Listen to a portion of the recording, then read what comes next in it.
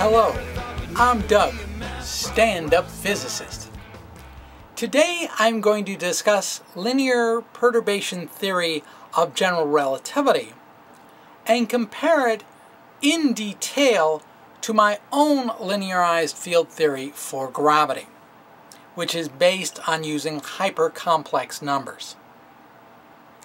The linear perturbation theory of general relativity has been well studied.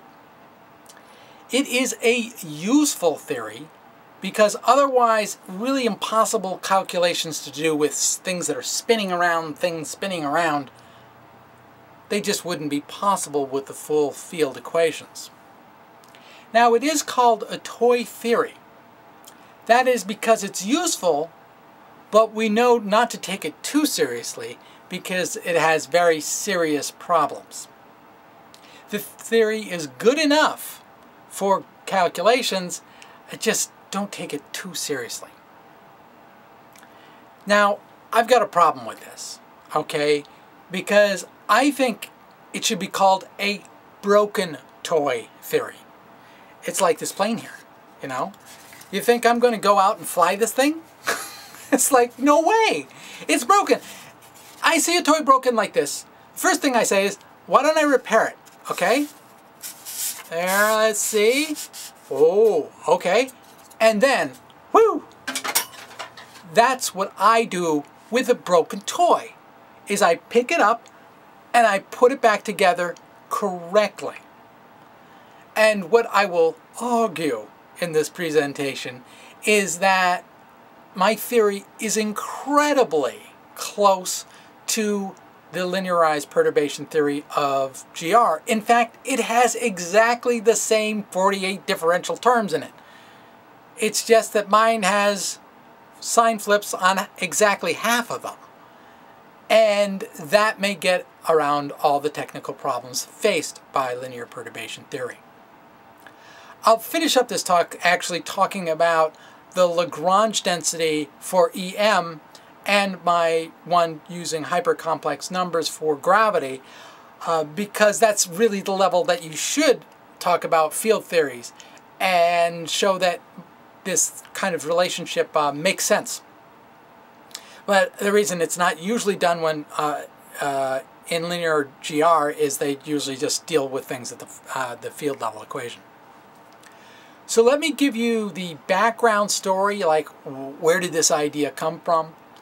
Well, I went to the 13th Eastern Gravity meeting, and I've been going to these meetings for a number of years. It cost me about like $500, and the reason I go is because I hope to get one good question. And in fact I did. This fellow named Jens at the end said, well, isn't your theory like really similar to linearized general relativity?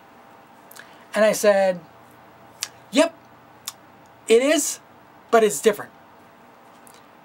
And it turns out that that's about the level I really knew and understood. So what I did was I said, when I got back home, I said, I got to be able to answer that much more specifically, to go into the details. And I'm sure when I do that, I'll learn quite a few things. And that, in fact, was the case. So I thank him very much for that question. And this little YouTube video is the result of that question. Let me start with a big picture view. I mean, what does general relativity accomplish? Well, let's say you have two events in space-time. And by that I mean you've got a specific time and space for each one of those finger clicks. Well, there's something called a metric to tell us a distance between these two events. And in flat space-time, it's really easy. The interval squared equals dt squared minus dr squared. Cool. So what happens if there's a gravitational mass? Well, the functions in front of the dt and the dr, they become dynamic. Where you are relative to that mass makes a difference. If you get closer to that mass, then the quantity in front of the dt gets smaller. Whereas the quantity in front of the dr gets larger. So the overall interval gets smaller. Well, how do you figure out what those functions are? Well, you start with the Einstein field equations. And you solve these field equations, and in certain very simple situations, you can actually determine exactly what those functions are in front of the dt and the dr.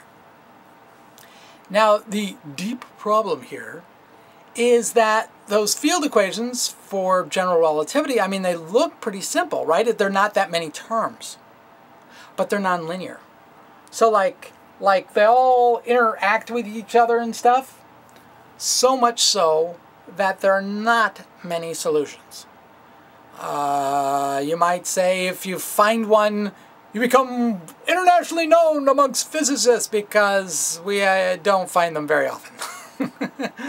So, given this intractable problem due to the, non-linearity, people say, well, wouldn't it be far simpler if you had some linear equations that were almost like the full GR? So people try to construct such equations. And you can see that this expression actually looks darn similar. Instead of the Ricci tensor and Ricci scalar, you have this H thing. Well, what's the H? The H is a perturbation of the metric. So, and that funny letter there is actually the completely flat one I described earlier. So what this does is it says, oh, I want to look at second order changes in the metric. And if I can solve this equation, then I should have a result that's somehow related to what gravity is doing. And this equation, in turn, looks an awful lot like the Maxwell equations in the Lorentz gauge. And so if you say, well, now what are the field equations for Maxwell in the Lorentz gauge, and what are they for this linearized perturbation theory? And you line them up one against the other and you go, oh, they look almost the same. There's just like one minus sign showing up for those source equations, but that's, I mean, it's just one minus sign away from being like exactly the same. Now, I should say this is from Wikipedia. And I understand why Wikipedia went this way, because you can actually pick out Newton's second law of gravity here. And that's all well and good. But Wikipedia actually references a review article where actually the signs are all exactly the same. And this is one of these Wikipedia quality issues, you know, because I think the review article really kind of had it more right. Because if you get an appreciation of what's really going on in terms of spin and whatnot in this field equation, so you had to have two charges for this field theory, and so you really do need to have exactly the same signs throughout the whole set, okay? Now, I could have gone and changed the signs, you know, but I didn't want to get involved in one of those Wikipedia arguments where you have people who know a lot, just not necessarily enough to understand this kind of issue. Now, for the four homogeneous equations, well, there is no argument. I mean, they are exactly the same because they're all a vector identity. So that was pretty easy. All right, so what I'm going to do is just list four fatal flaws. Now, you only need one fatal flaw to be dead, okay? So we're going to beat this dead horse quite severely. The field strength tensor is antisymmetric. Not good. There is no metric solution to these field equations, like, conceivable. Okay, there's a vector coupling kind of going on here, which says spin 1, which says like charges repel. And there's no monopoles law, which is great for EM. Not so good for gravity, I believe. Basically, the linear perturbation theory of general relativity is not consistent with gravity being a universally attractive metric-based law. So the first problem has to do with the second rank field strength tensor. Now in EM, that field strength tensor is antisymmetric. If you switch the indices, it flips signs. And that's great, because if you've got a static force law, then that means you've got to be involving the exchange of a spin 1 particle. And that's great because spin 1 particles, like charges, repel. That's what goes on in EM. Great. And EM is a consistent, mature field theory, the best that we've got, all right? So with our linear perturbation of general relativity, we have a field strength tensor. It's second rank. It's antisymmetric.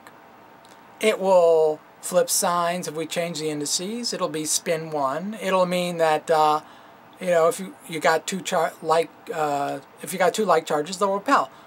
Time out, time out, time out, time out. All right, like come on, physicists. I've got to know this is like a super serious problem. It's like, yeah, they do, and they know how to work with their toy. You know, if they've got a source mass, they'll say, hey, it's 1 charge. And if they got a test mass out here, little itty bitty, it's a different sign, okay? And they just deal with that. They can deal with that. It's like, no, no, no, no. What if you got your source mass, and you got your test mass, and you have another test mass? What about those 2 test mass? You know, what are they going to do? And they say, sorry, that's too complicated for this little toy to deal with. So we're going to say that's out of bounds. And that's the limitation of the toy model, okay? Toys get to say, well, don't take it too seriously, all right? But I just wanted you to understand the nature of that break. Antisymmetric field strength tensor, not a good thing. The second problem is that there cannot be a metric solution to the field equations. Remember that big picture insight. The whole purpose of general relativity was to figure out what those functions were that go into the metric. Well, in EM, what you do is you use something called an exterior derivative. And that's great, because that doesn't care the slightest bit about what the metric happens to be. It does its thing, no matter what the metric is. As a matter of fact, to do EM, you must supply the metric as part of the background mathematical structure. No, sounds so educated.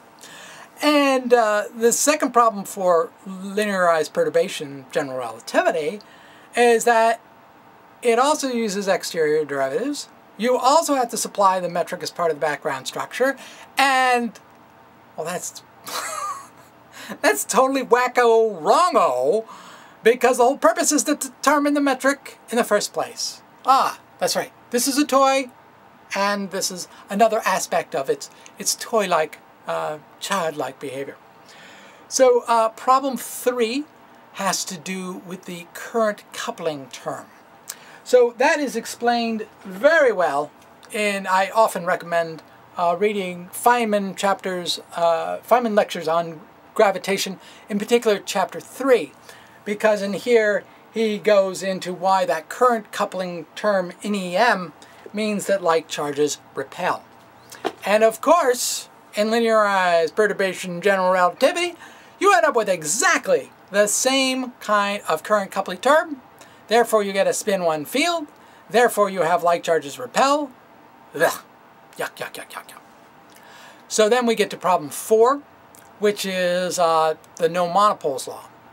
And the way I think about this is that in EM, let's say you've got a charge, and you're in a reference frame such that that's all you see. You see no magnetic field.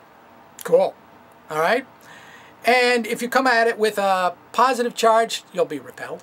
If you come at it with a negative charge, you'll attract. You got the attraction repulsion kind of action going on. All right, that's a beautiful thing, beautiful thing.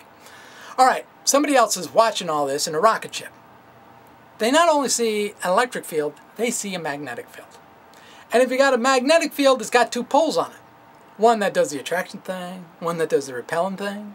And that's beautiful, okay, because that's kind of similar to what's going on with the two flavors of charges. So for gravity, you've got one charge and you only have attraction. Oh, but if you've got the no monopoles law, then if you go by this, then you have both attraction and repelling going on. Whereas before, when I was static, I could only be attracted. So that's again another inconsistency. So when I started this kind of detailed comparison between linearized perturbation, general relativity, and my own work, I was worried that maybe I was being a little too negative, you know, on what's already known. And I wrote the guy who wrote the review article, and I said, actually I brought up problems 1 about antisymmetric tensors and the current coupling problem, problem 3, with him. And he wrote back and said, yeah, you got it, kid. We understand those issues. We understand the limitations. And that's the way it goes. And I must say it was very professional and polite exchange. And, you know, the most polite exchange of information I've ever had with a full professor. I've only written about a half dozen of these guys, but that was cool to see that he already knew all this stuff. You know, I wasn't bringing anything new to the table. Have not brought anything new. So what I'm going to do now is say, hey, since that's broken, let's actually try and fix it, okay? So let's go back to the full general relativity. And we're trying to think about this first problem having to do with these antisymmetric field strength tensors. And what do we see in here? Well, this is called the Ricci tensor, this R with the 2 letters up there. And that's a symmetric rank 2 tensor. And then there's this next term, which is a Ricci scalar times a metric, which is a symmetric tensor. And because those are symmetric rank 2 tensors on one side, it's got to be a symmetric rank 2 stress energy tensor on the other side.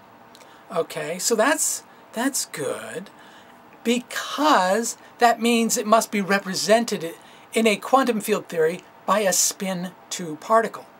That's wonderful for 2 different reasons. One is spin 2 particles attract each other. Yay! That's the way gravity works. And the second reason that's a wonderful thing is that a spin 2 particle can actually convince a photon to bend, and we've actually measured that. So that's also that's a win-win situation. This actually created a big problem for me, because if you have a nonlinear theory, okay, and you say, hold it, I'm going to take away those nonlinear parts till I have a nice straight linear theory, that's all it should do, is cut away the entanglements, as it were, the things, the knotty parts, okay? Knotty. And now I've got my linear theory. Well, that's not what happens here. What I've just described to you are seriously new, messed up problems that I got by making my theory linear. And they say, well, that has to do with the depth of general relativity. No! Your linearization is not correct, because it introduces new problems. You got to do something different, okay? So with problem 1, guess what? If the Ricci scalar is symmetric and the metric is symmetric and the stress energy tensor is symmetric, rank 2 tensor, maybe your field strength tensor should also be symmetric. I'm sure they're not going to award Nobel Prize for that one, and I'm sure that other people much much higher than I have made that suggestion. But we'll kind of we'll grind through a lot more of the details as we go along here. So I think that's the obvious first step, because if you say, well, now my tensor is symmetric, I should be just fine. But let me just tell you this kind of social problem I've run into, as it were. There's this area of study in mathematics called differential geometry. And it involves things like forms and wedges and Hodge duals, and there is just all this math associated with it. It's tough to learn, and when you learn it, it just teaches you so much about the way the world works. It really, I'm not complaining about it, okay? The problem is that it puts these odd blinders on people. I mean, I have had the most awkward exchanges with differential geometry jocks because they were saying, you know, you want to work with antisymmetric tensors, and it's like, if I'm doing EM, I'm totally there with you. I'm 100% on the page, okay? Except I don't want to do EM. I mean, that's done. It's done enough. I want to do this gravity stuff, and I want everything to depend on what the frickin' metric is, okay? That's the whole point of gravity theory, is to, you know, put constraints on what the metric is. So I just want to work with some symmetric things, kind of not the exterior derivative, the opposite, whatever the heck that is. And maybe I haven't had discussions with the right people, but I certainly have discussions with the wrong people who say, you can't do that, okay? And in a certain sense, I don't know how to get around this particular kind of barrier where somebody is well educated with differential geometry. I respect the investment they put in there and the depth and thoroughness of their understanding of forms and all that kind of stuff. And I just come along and said, you know, I got to work with something that's different, that doesn't have all those theorems kind of working for it, because otherwise I can't do anything with gravity. Okay, but that's the situation. I just want to put in a plus sign and get rid of the gauge terms and move on. I mean, I can write this out with pencil. And if anybody watching knows what to call this thing, certainly write me and say that's really what you're working with. Somebody must have done this before, the anti-exterior derivative kind of world. Now, the second problem is that there can't be a metric solution to the linearized perturbation theory. And the thing is that my answer to the first problem was to say, I don't want to use that exterior derivative, I want to use the opposite, a kind of symmetric kind of derivative in here that will depend on the metric and may in fact constrain what the metric could be. So I might just end up having differential equations that can determine what that metric is. All right, and so at this point, I only have a formal possibility by using this symmetric kind of derivative in order to figure out what that metric is. Well, I'm going to show you what my cards are, because what I have been able to do is I have been able to take a metric, a dynamic metric, and show that it actually solves my field equations. And I really feel it's a hand that looks something like this. This is pretty good. You know you're going to pocket some money with cards like that. So this metric that comes out of my work is consistent with current tests of weak field gravity. It is more beautiful, I mean beauty matters, baby, than the Schwarzschild metric, because it's all exponentials on the diagonal. I know it's going to pass the strong field tests because it's a very, very simple theory, so there's no, the quadrupole moment is the lowest way it can emit radiation. And at higher resolution, it actually predicts a little bit more bending around the sun. Now, because I have a well-defined, testable hypothesis, I have a more mature proposal than all the work done with strings over 30 years. Now, problem 3 is the current coupling problem. What goes into a Lagrangian is the scalar. And what goes into the current coupling analysis is the phase, okay? And there is really one accepted relationship between the scalar and the phase. Now, Feynman is a magician, all right? And like all good magicians, you know, there's one step where he does something kind of fast, and it leads to a little bit of a surprise, and you got to be paying attention, really close attention, to actually see it. And I'm sure a lot of people have read this wonderful book and have not picked up on this trick.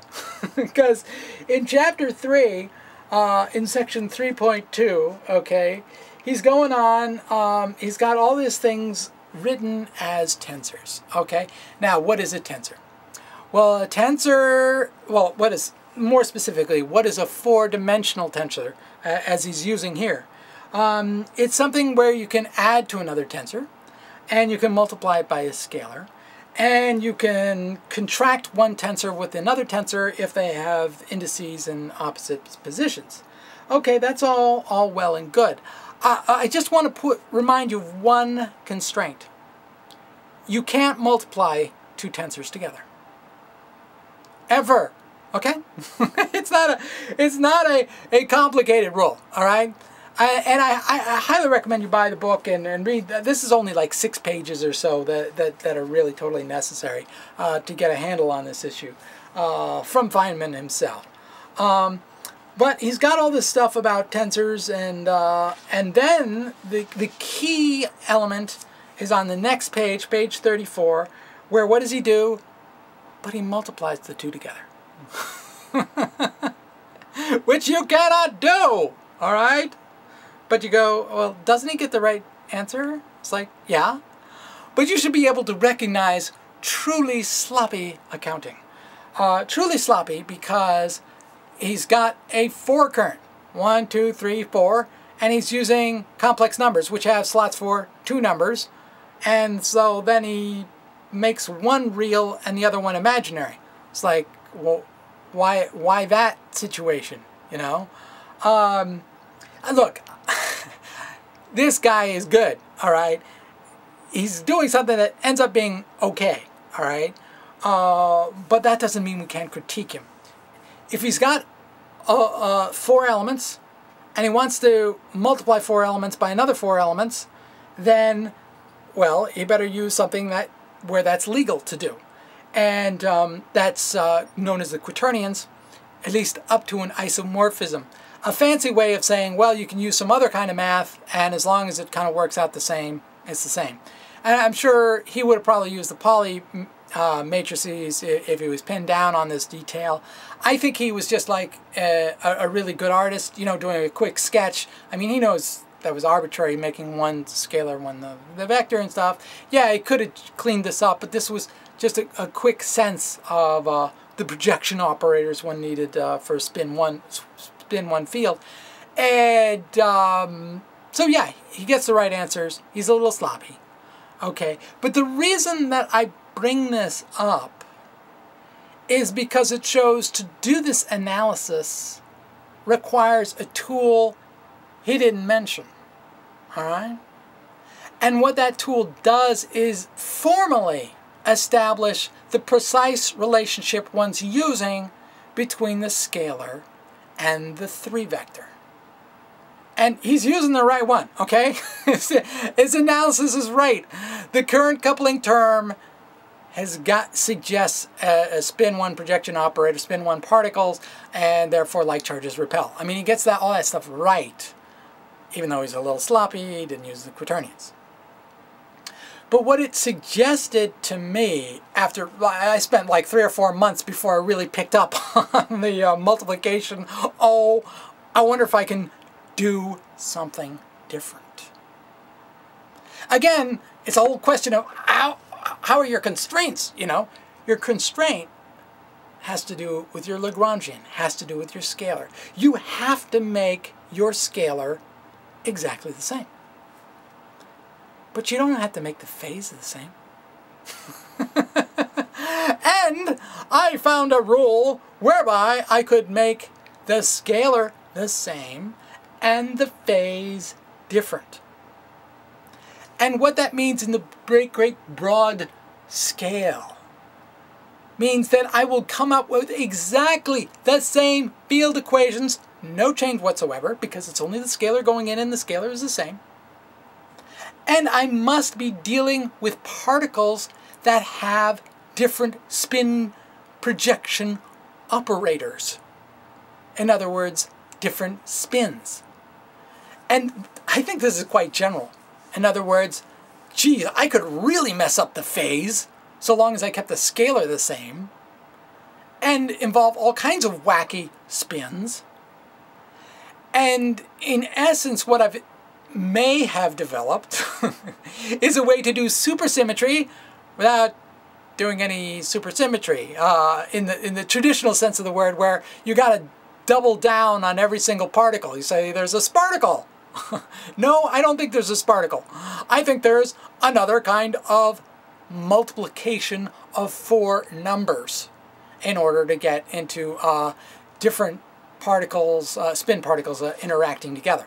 And the first and only one I've really worked through deeply is spin 1 and spin 2, which would be spin 1 gauge invariant way, that would be light, and gauge 2 in a gauge invariant way, that would be the graviton, that would be gravity.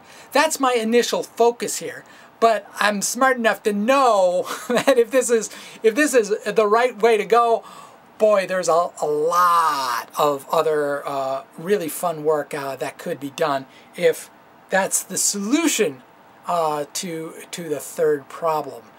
Introducing new ways of multiplying 4 vectors such that you get the same scalar, but that your phase is different. All right. So then there is the fourth problem, which is that you've got this no monopoles law. And I'm actually going to enlarge this problem. I'm going to say you better make sure that every single one of your field equations is different. Because if any of your field equations are the same, then what's nature doing, going, oh, I'll call one gravity and I'll call the other one electricity, even though they're the same mathematically. It's like, no. Everything should be different. And so let's just contrast electromagnetism with my own proposal. So there are 24 derivatives of potentials in the source field equations. There are 24 in the homogeneous equations, 48 in all, okay? And my proposal for how gravity works also has 48. They're the same 48! How about that? And 24 of them have different signs. 12 of them for the source equations, and 12 of them for the homogeneous equations. So if we look at the Gauss's like law, you have these 3 changes, and they nicely make Newton's law of gravity. And that's great because, you know, like charges are going to attract, because you've got the same sign on the charge as you've got on the static terms in there that have the Laplacian acting on phi. Okay, and you've got that Ampere law, and you see that 3 of the signs change, 3 of the terms change sign, and those kind of end up making a symmetric B field thing going on, and that's good because that's kind of like a spin 2 symmetric field thing. So that's also really great. Now I gotta be honest, There are parts of this that I just don't get at this time. I mean, I don't get the no longer homogeneous equations. I think that's a good thing, or I should say, I hope that's a good thing. But these vector identities are no longer true. So so there's possibly currents here, and I don't understand what those mean. And it's important for me to not to say, well, therefore I'm right, or therefore I'm wrong. No, therefore I don't know. Okay? And so it is yet another area worthy of further discussion, analysis. Now, this talk has been at the field level, because that's the way it usually goes in linearized general relativity. But the deeper level is this Lagrangian, because the Lagrangian is every way that energy can be exchanged inside of a volume. And so what is the big picture here going on about energy exchanges and changes in those energy exchanges? Why might my proposal for gravity work? Well, this has to do with really embracing 3 dimensions of space and time, which actually is the way people do mature work in EM and certainly in gravity. But what I shift is that I want my numbering system to embrace that too. And that getting the numbering system to not only add and subtract, but to multiply and divide, to really integrate that into the numbering system that in my accounting system. Along with one radical idea that there are more than one way for four-dimensional numbers to interact. Now, I can formulate standard electromagnetic theory using a mathematics called quaternions. And this type of math is very well known. I mean, Feynman clearly knows about it. He says basically Pauli matrices are doing exactly the same work. There's I think an important technical distinction between those two that is non-trivial and should be changed. They certainly are awfully similar. All right. And that, in effect, I think, is all that's being used today in physics. And that's why I think they are so bound up that they want to work in 10 dimensions and with supersymmetric particles, because they really, if you can only work with quaternions up to an isomorphism, you're going to be stuck. Doesn't matter how many uber super smart people you throw at the problem, they ain't going to get it. Okay? And so what I did, and this actually came up specifically because of that current coupling problem, problem number 3, I said, is there anything else I could do? And I found out there are these things called hypercomplex numbers, and I developed the California representation of the hypercomplex numbers, called that because it's all positive. There's not a negative sign in the house. It's exactly the same rules as for quaternions. I think you say something like it's on a different support. I don't know the right jargony way to say this, but there are certain types of collections of numbers that you have to remove from, you know, all the conceivable possible ones, so that you're guaranteed there will be an inverse. Again, this is another one of these super technical things, but I think it's absolutely essential. Okay, so the thing about working with an algebra where everybody's positive, positive, positive, is they don't know negative, okay, when they're doing their multiplication. They just don't know how to do the repelling, okay? And I think it's kind of on an accounting level why gravity only knows how to attract. The multiplication that's working in there only knows positive numbers. And, oh, I actually do have to throw in some negative numbers by throwing a few mirrors in, okay? That's literally what I'm doing, is using mirrors and California representation, and then I get universal love. Maybe that'll make a bumper sticker someday. I don't know. But anyway, that's why I think flipping 24 signs out of 48 on linearized perturbation general relativity will make a theory that's really no longer linearization of general relativity. Okay, it's not. I haven't figured out the solution to that problem. I've got a different solution, therefore I have a different metric, and therefore you can put it to the test, and therefore I think this is worth your time and investigation. So thank you very much. All the girls in the classroom think he's hot. He shows up wearing the sandals with the white socks. He hears them giggling while he's got his back to the class. He thinks he's got an eraser mark on his ass. And all the girls from the hall show up to hear him talk, even though most of the time he's covered in chalk. Math prof, rockstar. Math prof, rockstar. Oh yeah. Math prof, rockstar. He was young, he never thought that he would be a math prof, rockstar.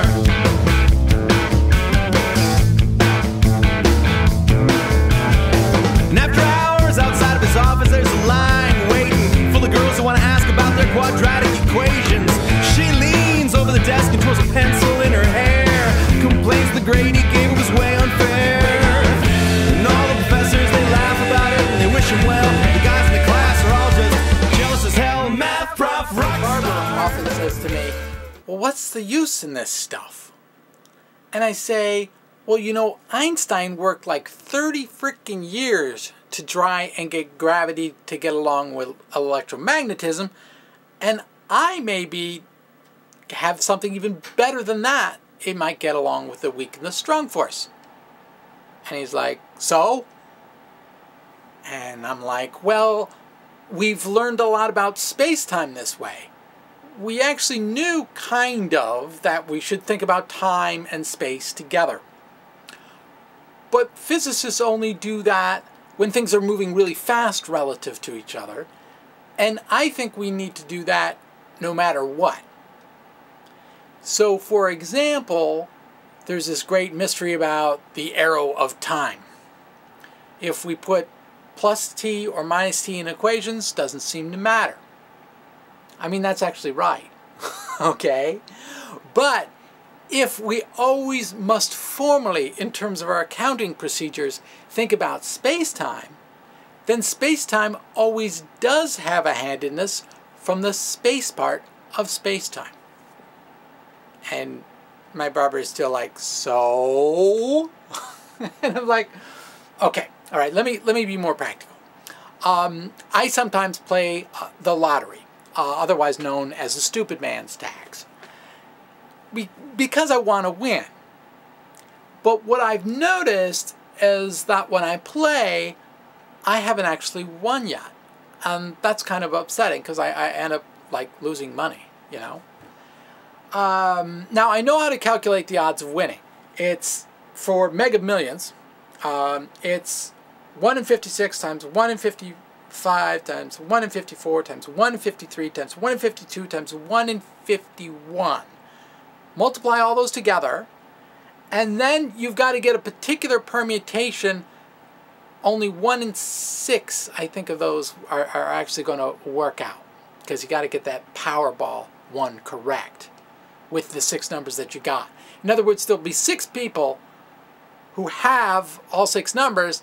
It's just that only 1 out of those 6 is going to have the Powerball number, which is kind of a bummer if you have that permutation, right? So, knowing all the stuff that I do about space-time and how you can really only go forward in space-time, I thought about this problem, and I said, well, what I should do is I should just go forward in space-time, you know, find out what the number actually is, and then just buy that one, and that should do it. So that's what I did here. Okay, so we got to show you these numbers here. All right, so there we go. That top line. It's 11, 30, 40, 48, 52. And the magic number, Powerball number, is 42. Okay, so we'll now just try and zoom in to the Mega Mass Lottery Mega Millions page. And what do we see? Oh, we see some sweetness. That odd number 11, but then 30, 40, 48, 52. Oh, nice. 33 million. All right. So, oh, I think I get closed up here. We're getting my close-up. Is this my better side? Oh, I don't have a better side. Okay. We'll use these guys. So I'm going to now get into a big argument with my wife, because she's going to want, you know, the balloon payment sort of thing. And I'm more patient, you know, much more patient.